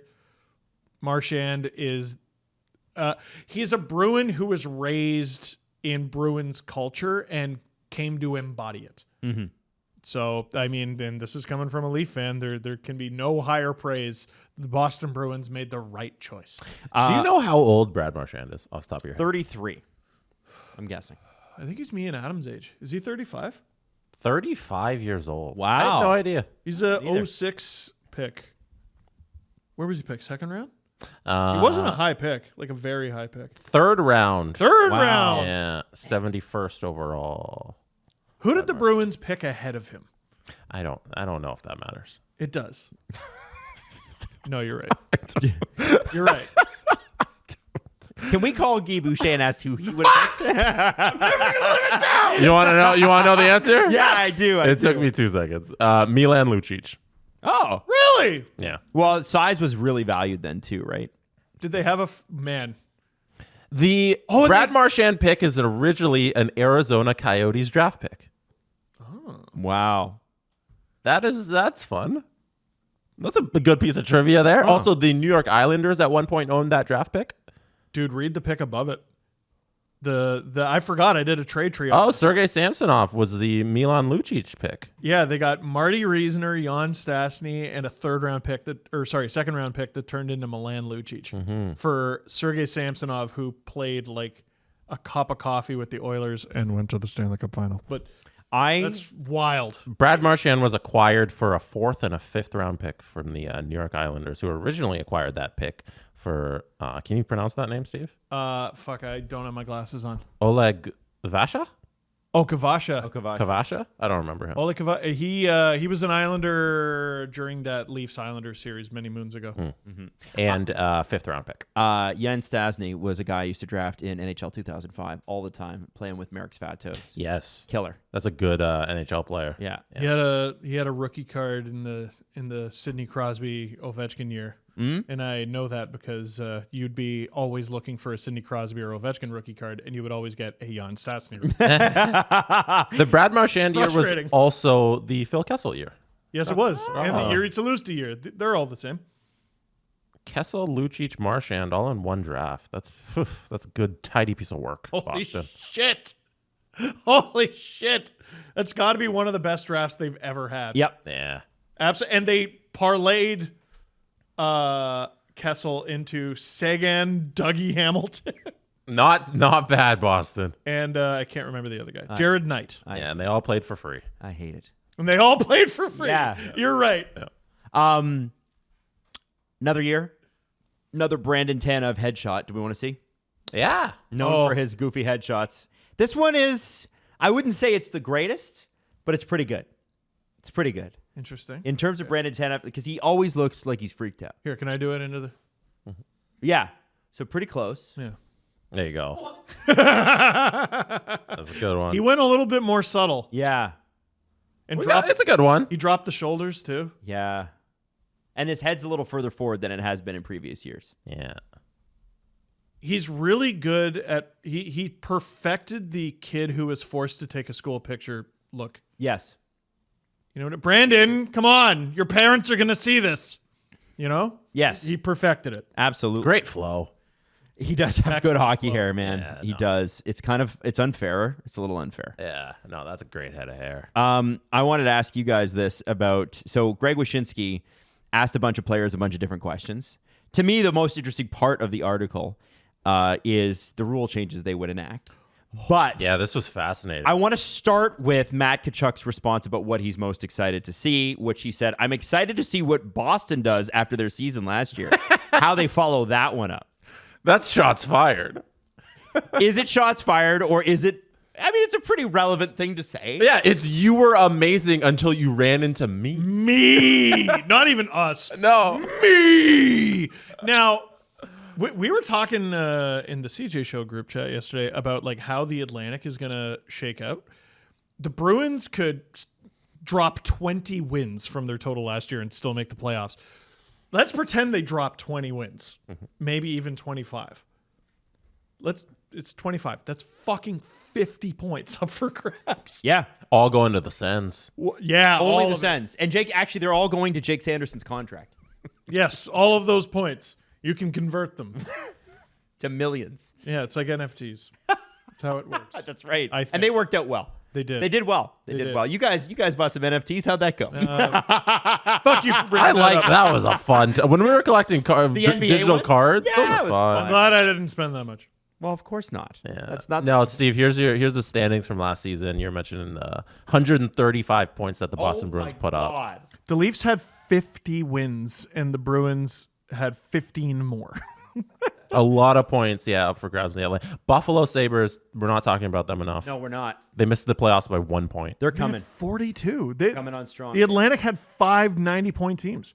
And you know what? Give the Sens credit. They have 50-something points the year before. 86 is really not that bad. No, it's really good. It's really good. Even like Montreal Jake getting Sanderson's contract Yeah. puts them over the edge. 68. in a Montreal team- didn't have a good season. Yeah, but like they should have had even less than that. Mm-hmm. They had a decent start. Like there's a wild amount of points up for grabs, and Boston, we can pretty confidently say is not going to win 65 friggin' games again. So all those games they don't win, it's going to get spread amongst the league. Most likely the Eastern Conference, most likely the Atlantic Division. I'm You not can throw the Leafs in that conversation if you want. I'm not- 50 wins is a lot. confident enough in mentally. I'm having a hard time believing that the Boston Bruins could ever take a step back.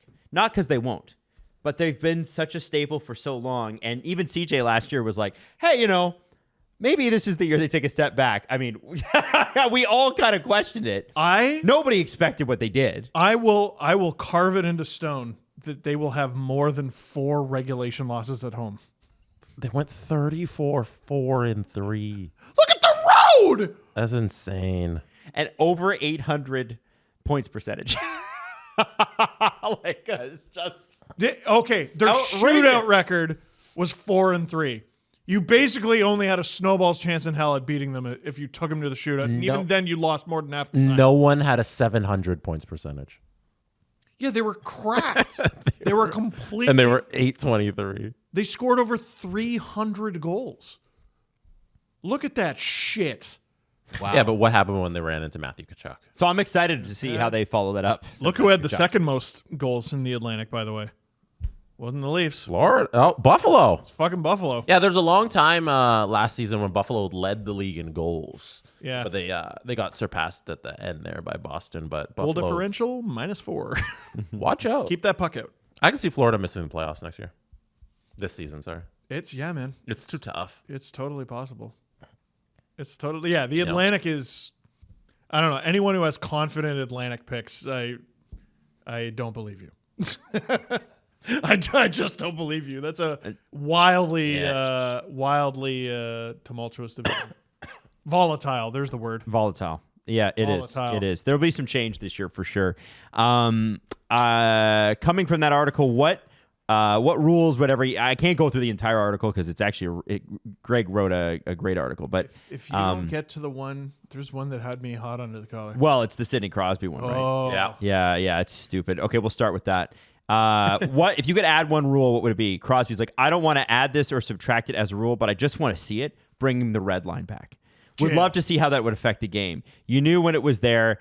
There was a ton of trapping, all that sort of thing, but it would just be a totally different game today. I think it would force you to have to make a few more passes. It would just be, I would love to see the combination of the way we play now combined with bringing the red line back compared to what it would have looked like. It would just go back to the way it was. Sidney Crosby. Sidney, like we already know what it looks like. Go to jail challenge. I want to go back to the rule that ruined the league that I was then put in charge of saving. What is wrong with you? If anyone should know that's a horrible idea, it's you, Sidney. I don't think he's aware that about the significance of him being in the league and how much scoring went up. Like, I doubt he looked up the stats about what happened when that red line went away. Well, it went whoop and then down. And now it's up again. It was also Yeah, McDavid, you're right. it's a dumb rule. It was a horrible It doesn't rule. add to it only subtracts from the game. I get his standpoint, and when you confine the spaces, you have to get more creative and all that stuff. But that's not what we're asking for out of the neutral zone in hockey. I think the red line made sense when your pads were made of feathers. Like, when you look at the 80 scores, like literally go back and look at some just random 80 scores. Random Tuesday night, St. Louis versus Edmonton. It's going to be like 8-6. The red line stopped it from being 14-12. Okay? Because the fucking goalies, like, go back and watch goaltending before the butterfly. Terrible. You know that goal? And just hang on one second. Sure. Guy Boucher. But then, once they figured out the butterfly and they put their pads on steroids and the neutral zone trap, thank you, Robbie Fatorik and Lou Lamoriello and all the New Jersey Devils who created that system. I hate you. Jail for sure. Once that happened, the red line was no longer relevant. And I think the biggest add on that is how much better and how much bigger pads are. Darren Pang, who's 5'9", played in the NHL. Glenn Healy, who's 5'10", played in the NHL. Darren Pang love those is guys. 5'9" over my dead body. They would never. I met him. They would never play in the NHL today. Goalies are fucking 6'8". Yeah. It's just it just never would happen today. So I understand what Sidney's saying because it could be kind of funny. He was probably look at the. I don't think we can show. We can't show it. It's an old timey NHL like, footage. But look at this. Look at this goal. That's fucking terrible. That's so embarrassing. And the goalie doesn't even look like a good skater there. Like he almost falls over because Gretzky takes a slap shot. Like, because we talked about this last episode about how they didn't do the butterfly for the first 80 years of hockey. It was right. We would literally make fun of a player for taking that shot. My friend Peter sent me this GIF after he heard that part of the show, and I was like, "It's abominable." The goalie doesn't know what to do. That goalie would be on waivers the next. By the way, that goalie is Mike Vernon. Yeah. So, oh my God, who adapted pretty well. Yeah, spectacular goalie. Isn't that funny? Yeah, he was absolutely incredible. No, you know what would have... remember that goal where Erik Karlsson flipped the puck from behind his own net and it flew like Free Willy, and Mike Hoffman caught the puck on his stick and then scored a ridiculous goal. Third round of the playoffs. Bruins in the playoffs. It was the first round of the playoffs. But whatever, it was still in the playoffs. You know what would have made that play better? Is if the whistle had gone and the play died. I think Sidney was just trying to come up with an answer on the spot. I got a screenshot. Answer for his crime. Sorry, what's that? I just got a screenshot for the goalie situation. Now, can you? You know what? You know what helps is when you make your 5-hole as big as possible. Show after. Like so Gretzky's taking this shot and the 5-hole's wide open. Like it's not. Like, what are you doing? Goaltending didn't exist at this point. No, that's why the red line made sense. You'd have had football scores every night. Oh my God. That's Crosby. It was a throwaway answer, and I feel bad for Sid. This is not fair. Hockey is the best it's ever been. Anyone who ever tells you about the good old days is a fucking liar. By the way, I want to throw this out there. Another thing that they used to have that they don't anymore, because the NHL used to be allergic to high scoring. Yes. And then it got super high scoring, and then it became allergic to high scoring again. Back in the day, if you took a penalty against the Montreal Canadiens, your day was over. Yes. Because if you were in the box, no matter how many goals the Montreal Canadiens got against your team, and this is original 6 era, and this is Maurice Richard era, you were sitting in the box till the end of it. Yeah. Beliveau. You used to run out the full 2 minutes of every penalty. Josh Morrissey wants that back. He said if you score in the power play should not end. So you just end so you get to do the full 2 minutes. As a guy that's on the power play, I wouldn't mind having it be a full 2 minutes regardless, so it's a bit of a selfish answer. I completely self-aware. Thank you, Joshua. I like that. He said, listen, here's my goofy idea. Here's why I know it's goofy, and it directly benefits me. Yeah. I don't have a problem with him admitting that. Okay. That's okay. Johnny Gaudreau, one that everybody's going to love. Johnny, a man of the people. Get rid of the shootouts. Just There do you 3-on-3 until someone scores. There's another guy a little self-deprecating because didn't he have that 1 year where he was fucking terrible in the shootout? Or like he couldn't score in a breakaway to save his life? He still had a bunch of goals. Could not score in a breakaway. It was weird. Now, when I bring up Tavares' answer, okay, Johnny Gaudreau, real short, real quick, right? What do you think Tavares' answer is going to be? Well, we're looking for a new drink sponsor. I'd probably just have kombucha. No. What was it? His rules was Every time you score, you get to chug kale. Chug kale hockey he's breaks. such a hockey nerd that I'm not surprised by this answer because it's outrageously detailed. Instead of a shootout, you just have a board battle. A tip, a hockey tip off. drill? Yeah. Tip drill. Yeah. He says in the offensive zone on faceoffs, the offensive player has the advantage and gets to go down second. I don't always think it's an advantage to go down second. I would like to think that the offensive player should be able to choose if you go down second or first. I know this from going against Patrice Bergeron that he definitely wanted to be down first, and then he laughs. He's like, so it's funny when you see that as an advantage, or what you think is an advantage, the offensive player should get to choose. You're so right. It's so a Tavares answer. Yeah. It's an incredibly Tavares answer, and that would be absolutely impossible to enforce. And painful to watch. Painful. What's worse than the ref dropping the puck twice and blowing the whistle and being like, nope, we got to do it again? That would happen at least a dozen times. Well, because remember, especially in the playoffs, we're there to watch the linesmen. I'm there to watch the linesmen. I love watching them drop the puck and then blow it dead and then drop the puck again and then kick someone out and then drop the puck. I love it. It's my favorite fucking thing. He's talking about setting up. Yes. Like he's not. What do you mean? It'd be very easy to enforce because one guy, they have rules right now for who can go down. But then somebody could delay by not putting their fucking stick on the ice. Yeah, but that happens now. No, he's just asking for the order to be changed. But they would, because of the emphasis on it, they would fucking. And then you got to ask the player, okay, offensive zone player, what do you want? Do you want first or second? Every time. No, they would just do it because it would be a part of how they go They'd down have now. to no, but then somebody would be like, that's an illegal face-off because they didn't ask. Yeah, no, you wouldn't. Jesse. They wouldn't. Jesse, they don't ask. Jesse, you don't want this. No. You've heard of make-up penalties. Now, make-up face-offs. Where they fuck it up on purpose. Man, no. No, that's an easy change they could make. The linesmen are linesmen are the star of the playoffs. Don't you ever forget it. Shout out Dan Kelly, who got a promotion after shoving a player and never have an answer for it. Charlie McAvoy. I've seen USA Hockey actually fool around with this, and it's that you can't ice the puck anymore on the power play. Preach! Yeah. If you're not able to ice the puck, then you're forcing guys to try to make plays and lob it perfectly. Why? I think that would make it difficult. Yeah. Why do you get a special ability because your team took a penalty? Why do you get an advantage when you're down? Again, when goaltenders were 5'9" and played with couch cushions, this made sense because the scores were already 8-6, like I said. But now Every power play would be 30 seconds. Yeah. 100%. Now it's like, don't even sit down. It's over. But now I think this makes a ton of sense. Yeah. I think you want to encourage scores. I don't see a reason. See, when you do hear people go, oh, I wish they go back to the good old days, the 70s and the 80s is usually what they're referencing, and some of the early 90s. And by the way, the scores then were all 8-6, and the best goalie in the league had an $895 save percentage. And everybody says those are the best times. And why do they say that? Because the goals were going in. Yeah. Also, because you could murder people. You could murder people on the ice. too. People love that. There's a great combination of everyone scores and no one survives. We almost renamed it Murder Goal back in the 80s, but I do think Charlie McAvoy makes a point. The higher the scoring, the better.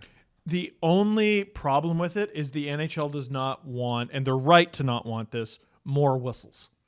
This will, like, if you're dog tired, you're just going to ice it anyway. You still get the benefit of the whistle, right? Oh, yeah. Guys who are just icing it and they don't care because Could you get a delay of game? Yeah, like if you're a penalty killer, like, yeah, okay, fine. Delay of game? I'll ice it. Penalty kill? Well, and then, there would be more delay of game penalties because you would have to put more thought into getting rid of the puck. You'd have to lob it a certain way. Yeah. There'd be more whistles, and we don't need want that. You're right. Okay. But I also don't agree with getting a special ability. Jack Eichel, again with the overtime, longer overtime. I would make teams utilize more players and allow guys the opportunity to play in overtime, and I think it's such an exciting time for fans. I know as a fan of hockey, when I see games going into overtime, I automatically tune into them because I want to watch 3-on-3, so I think it'd be great for the fans. Preach. I think he's right. Again, the reason the NHL doesn't do this, and we've been over this, is because they wanted to make sure that the games didn't go super long. The problem with not putting a timeline and our time frame and a limit on overtime is that you will find coaches that will make the puck dead.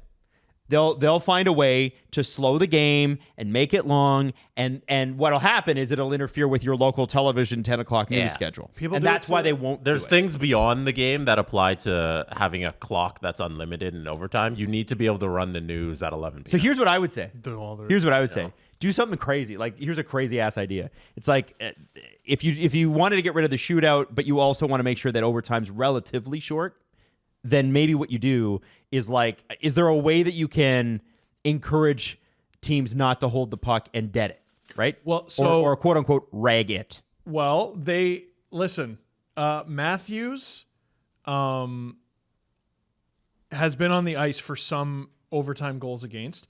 The most infuriating thing to watch is when teams go rag it until he's off. Just rag the puck. So here's my thought. Why not steal from basketball? You have 40 seconds to get a shot on the net. Otherwise, you got to turn the puck over. Shot clock for overtime, and no face off. You just have to you have to concede puck, or maybe you have 30 seconds. That's one of those ideas that I think is good in theory, but you don't want to. Again, it's like the no more icing on the power play. I just think it complicates the game. It doesn't though. If you don't get a shot, you concede the puck, and there's no face-off. I guess we already understand it. Like, basketball's doing fine. Yeah. Yeah, maybe you're right. And again, they don't do a tip-off every time. They just hand the ball over. And it's an inbound. Because, I don't know, there are really fun 3-on-3s, but there are also line change contests. Yes. And they're awful. Yeah, exactly. They're terrible. So that's what I'm saying. You have to create some sort of limitation that pushes the other team to go, we got to get a fucking shot here. Mm-hmm. you'd have to increase the time too. It'd be like 10 minutes. And then, of course, plus like 20, 30-second shot clock. And then there would be a coach's challenge like, wait a second, that actually did touch the goalie. It didn't touch the post. It touched the goalie first. And then you have Clayton Keller. I love this one. No dress code. Play in an NHL building. No dress code on game days. We do that, not for every game. It would be cool to do it for every game. You go casual. You mix in some suits. You can kind of go with whatever you're feeling to show your personality. Imagine that. Clayton Keller should be a Toronto Maple Leaf. Is the dress code thing, I thought teams could abandon that if they wanted to. Wasn't that? They can. But Yeah. a lot of teams are just like, no, you're wearing a fucking suit. So his new rule change is just for his team. Well, it's for him to say, because he said they have games where they can and games where they can't. Okay. His rule is to say to Lou Lamoriello, no, Lou, we're not wearing suits today. What does that have to do with Lou? Well, because Lou is like, you have to wear a suit if you take a shit. Like if you go to if you're bleeding and you're going to the hospital, you got to put a fucking suit on first. But isn't it like optional for the Leafs to wear suits or not? Did they not abandon their dress code? Team to team? Yeah, that's what I'm saying. It might be on the road. On the road, maybe, but I do think that they have some rules around that. Oh. I don't know. I you know what, Jesse? I don't actually have the full answer. Philip Forsberg, Nashville Predators. I would get rid of back-to-backs. You just can't play on the second half of play well on a second half of back-to-back. Preach. Agreed. Preach. I mean, the season would just be 12 months long with no playoffs. It says Thompson here. I'm assuming it's Logan Thompson. I'd probably get rid of the no goal for kicks. You mean Tage? Tage? Oh, it could be Tage Thompson. Yeah, I think it would be Tage. Well, here's why I don't know. Because on the back of goalie in Vegas. Because this has to do with a goalie thing. Oh, okay, that's why I'm like, I don't know which Thompson this is. Okay. So he said, I'd probably get rid of the no goal for kicks. I'd love it if you could kick in a puck That's staged. You think it's staged? Yeah. Okay. I think that should be a goal. If you have the ability to redirect the pass with your skate or kick it in, I think it's a skill. I think that's not an easy thing to do. So I think that should be a goal for sure. You can kick it anywhere on the ice except the net. So I think that should be a goal, especially the fact a lot of times the defense ties you up in front of your net and the only thing you have are your feet. Now, the problem with that is you're talking about kicking a knife, swinging with a knife. It's dangerous. The frustration I have is how many times have we seen a kick count and then the next game in a different market, the exact same kick does not count? Many, many times. It's just frustrating and annoying. Yeah, so if we knew, it'd be different, right? If we knew what the actual thing was. And the last answer, and I think this is the best one, Jake Trouba, eliminate the salary cap. Fuck yeah! Fucking right, Jake Trouba. Jake Trouba is a really funny guy. Yeah. He's really funny to talk to. I saw that Tom Stewart at Sportsnet got to talk to him on the media tour, and I was like, I'm so jealous. Was he fun? And he said he was fun. And I was like, oh, I miss him. Can I read the dress code thing from the Arizona Coyotes? Hit us up. So this is from September 30th, 2021. As the 21-22 season opens, the Arizona Coyotes are the only team with plans to fully relax their game day dress code for players, according to an ESPN survey of all 32 teams. The NHL is the only one among the 4 North American major professional sports leagues with a strict game day dress code spelled out into its collective bargaining agreement. Exhibit 14, paragraph 5 of the CBA reads, players are required to wear jackets, ties, and dress pants to all club games while traveling to and from such games unless otherwise specified by the head coach or general manager. But not the Arizona Coyotes. Alex Morello Jr., the team's chief brand officer, approached former team captain Oliver Ekman-Larsson with the concept before last season to ease the dress code for home games, and Ekman-Larsson loved it. Great. Yeah. And then there was another article I found from 2021, October, where the Leafs loosened up their dress code restrictions to players as well. Anyways, so there you go. Gun to my head. Gun to the earth. I couldn't tell you who Ekman-Larsson signed with this year. Florida. Oh, yeah. For 2.75. I forgot about We sat in here and we did a video on it. Right. We did like 20 that day. So yeah, but we did a lot. PWHL had their draft on Monday. It was great to see, selfishly for us, it was great to see the Noxie and Cac shoutouts, which were awesome. It was definitely the yeah. every time. But it seemed like the vibes were like immaculate. People were jacked. Yes. Yeah. Everyone was really happy. It was finally, after a very long time, like it wasn't just an opportunity for all these players to get drafted. It was a culmination of months and months and years and decades in some ways of work, and I thought it was, really powerful when they acknowledged the work of people who are, never going to touch the ice again professionally. Mm-hmm. Like, and the camera immediately went to Cassie Campbell-Pascal. Who deserves it? Whose career deserved a league like this? Yep. Yes. Haley Wickenheiser. Yes. Cammy Granato. Yeah, and Haley Wickenheiser, Nora Ratu. got to play in the CWHL, but all the stoppages and having 5 teams and one of them's nowhere near the other ones, and it just it's excellent to see. Yeah. And for the second episode in a row, the 2 co-hosts here, Adam Wilde and Steve Dangle, must apologize. They must kiss it because they lied to me when I asked, hey, you guys, are we getting team names and jerseys? I thought we were. Emphatically, yeah. I thought we were. The draft on Monday, we're getting team names. And Monday happened and there were no team names. Do you see why we defer to Noxie and Cax? Yeah. And we don't speak out of Apologize to all of the people you disappointed, including myself. I will kiss it. I will kiss it. We got no team names yet, no logos, no jerseys. I will apologize. Later date, they said. No, they made the first pick and then moved on to the second pick, and I went, I made a mistake. I could have sworn. I did this a lot. Could have sworn I read something about that. But. Where? And now Toronto is on the clock. No. Toronto who's? Yes, the Toronto. I fucked up, everyone. I'm sorry. I had someone reached out to me and they're like, "You had me questioning my own intel." Do you know more than me? You can't do a 2-hour show and not get something big wrong. It's impossible. It's fucking impossible. I'm sorry. But Toronto Maple Jays? it was a great draft to watch. It was really exciting. And I think sorry, why did I say Nora Ratu's name? That's not who I'm talking about. Who is the Finnish goalie? Do I have that right? Nora Ratu. It was Nora Ratu. Yeah. And she was the one that said, was she not the Finnish goalie that said she was going to retire? And this was like years ago because there was like... She's had a lot of ons and offs. Okay, that's what it was. Okay, I wondered about that. She's another She got all-time drafted. great who didn't really get to play with stability. Mm-hmm. You know what I mean? In North America, anyway. Yeah. She got to play in leagues outside of North And she was not drafted. She was left off the board. But there will be another free agency period, I think, when camps start in November. But I feel like that was a big story when we were still doing this show in my mom's basement because it was after the Olympics. And was incredible. And she was incredible. And then she was like, I'm done because there's nowhere to go. And this is really frustrating. Yeah. And I think it's I hope she gets to play. That's one I'm watching.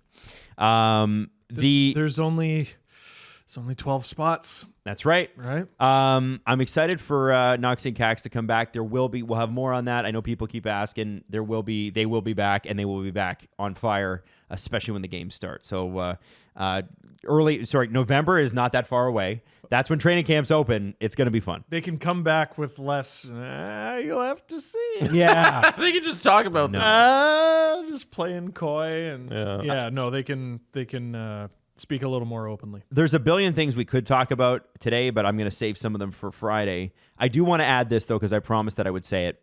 Carolina's odd development plan. I told you we'd have a Carolina story. The NHL and the AHL, according to Freach on 32 Thoughts, are trying to sort out Carolina's affiliate issue. I guess they're not associated with the Wolves anymore. Oh, yeah. Remember we talked about that when their team just abandoned them? So they're don't just have an AHL team. Sprinkling prospects around the hockey world. They said, quote, "It's not a sustainable situation going forward," according to NHL Deputy Commissioner Bill Daly. Obviously, it's going to be the reality this year, and Carolina is going to have to deal with it, but it's not the status quo we can continue with. In August, Carolina offered to purchase a 33rd AHL franchise. The AHL's executive committee, purchase or add a 33rd franchise. The AHL's executive committee met a couple of times to consider it and recommended the Hurricanes be allowed to address the full board of governors in October. That way, every team will understand everything there is to know. There are some who are adamantly against the idea of an AHL-NHL imbalance. I think that's impossible now with Chicago doing what it's doing. It's impossible not to be unbalanced because the Wolves. The Wolves are going fully independent. They don't want an NHL association. Also, the AHL's two most recent ads, and this blew me away: Henderson in Las Vegas and Coachella Valley for Seattle. Yeah. Had expansion fees both of over $10 million apiece. Will Carolina be willing to go there?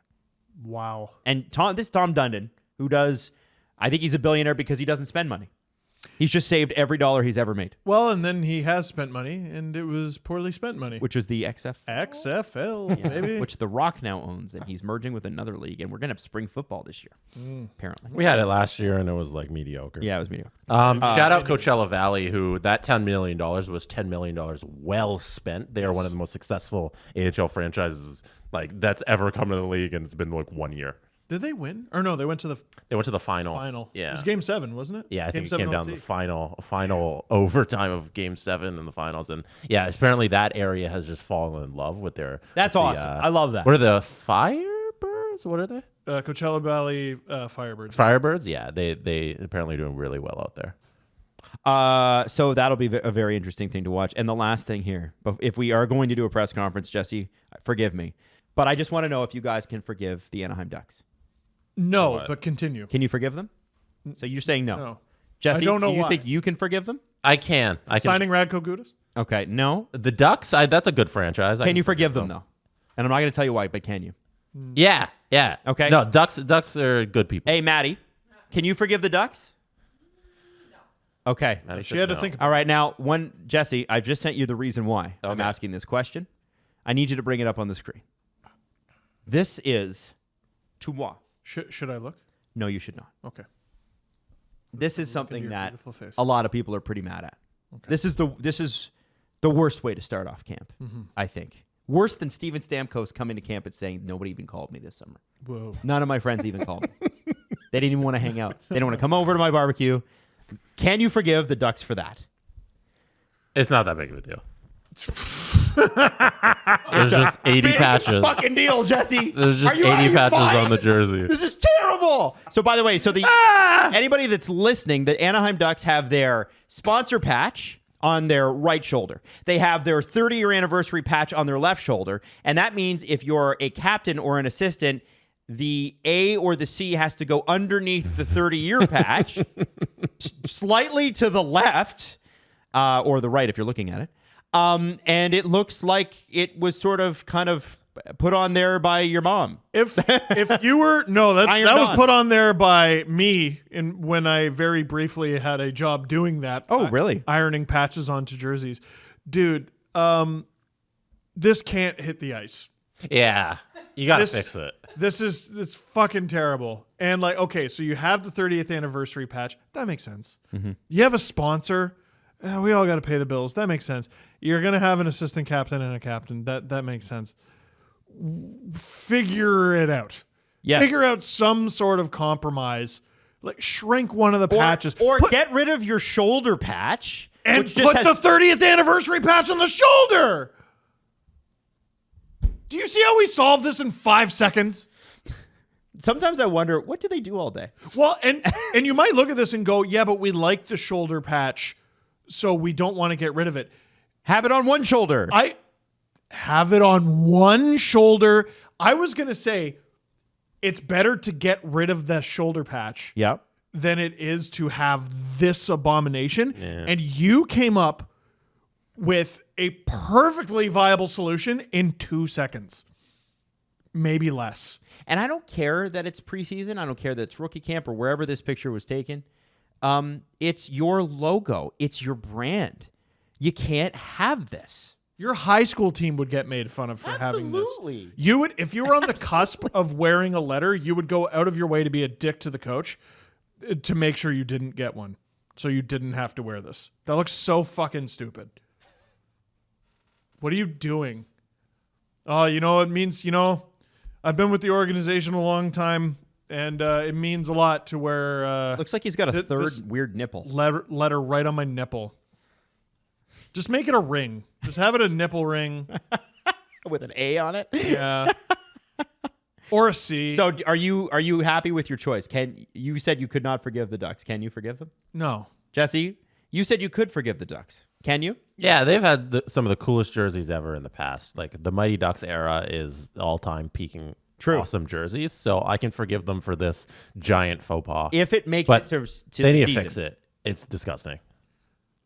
No, you're right, Jesse. They were great in the past, so we should give them a pass for having just a big old random bunch of orange. That's not how it was framed. The fucking Shorzy. Yeah. Holy fuck, Ducks. That's the biggest fuck off duck foot I've ever seen in my entire life. Like, that is, shrink your logo a little. Look at that big fuck off duck foot. It's so disappointing when you compare it to what it used to be. I don't like their jerseys now. I really like the original Mighty Ducks jersey. Just go back to that. It was great. Why did you change it? You don't even have to call yourself the Mighty Ducks. You're just the Ducks now. Because it's a hybrid. Like, Brian Burke came in and he said, I don't care if their jerseys are cool. We wear black now. And if you're wondering what else we wear, nothing. It's just black. It's a black jersey. There are a couple stripes. That is it. What is all this busyness? Mm-hmm. What have you look at how they massacred my boy? Yeah. What have they done to the What's Ducks? their sponsor? What is this VV thing? WV? Well, it's not a great sponsor if you can't immediately pick it out either. Volkswagen? Something local there. It's definitely not Volkswagen. It's not Volkswagen? It's not Volkswagen? Das Auto? Probably something local to the Anaheim area, right? Must be. Yeah. Boo. I don't know what those VVs are. Boo and fart. Adam really fixed this problem in half a second. Throw it on the shoulder, yeah. Anybody could fix this problem in half Yeah. a second. Literally anybody who knows dick all about jerseys. I hope it's not too late. Like I hope Fanatics hasn't printed a million of these and it's too late to adjust it. But like move the fucking patch. Maybe it's a deodorant sponsor and they put the letter right where you're supposed to apply it. It's terrible. That's terrible. All right, last thing. Adam Wild, you and Alan Walsh spoke to Paul Bissonnette. I know. Spittin' Chicklets. The episode is out right now when you're listening to this. You can go listen to Paul talk to Adam and Alan on Agent Provocateur. Mm-hmm.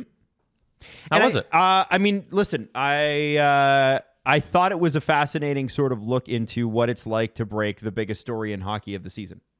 Certainly of the summer.